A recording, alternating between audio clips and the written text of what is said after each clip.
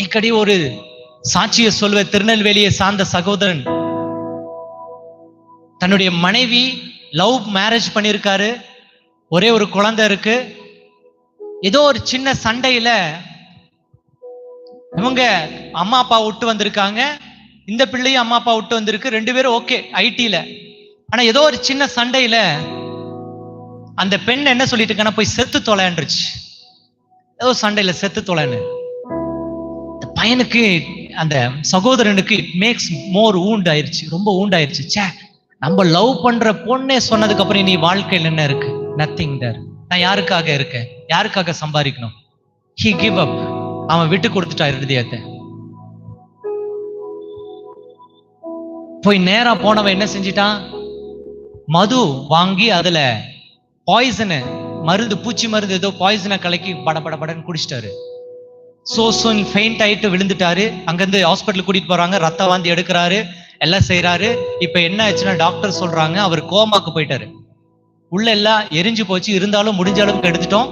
But now he went to கோமாக்கு போயிட்டாரு. ஒரு மனுஷன் ரொம்ப நேசிக்கிறவர்கள் வெறுத்துட்டாங்கன்னா அந்த மூளை விட்டுரும்.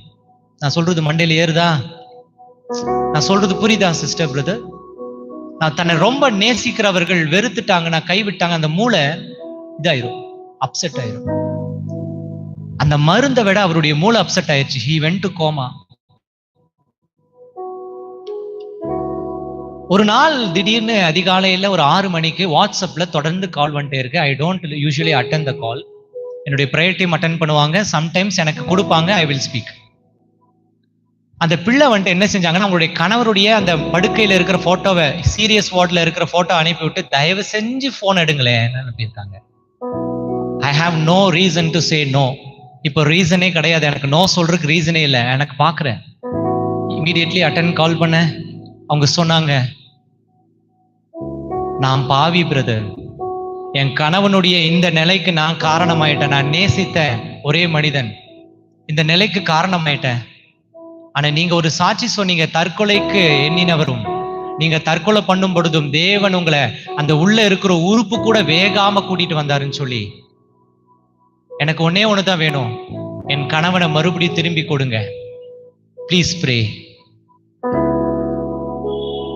நான் சொன்னேன், ஐ எம் நாட் ஜீசஸ். நான் இயேசு கிடையாது.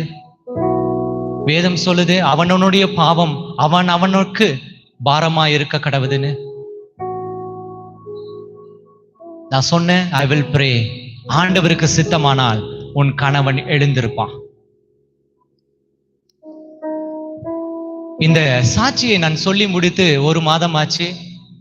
1 மாதம் கழித்து இப்போ கால் வந்துச்சு, அதே நம்பர்ல இருந்து.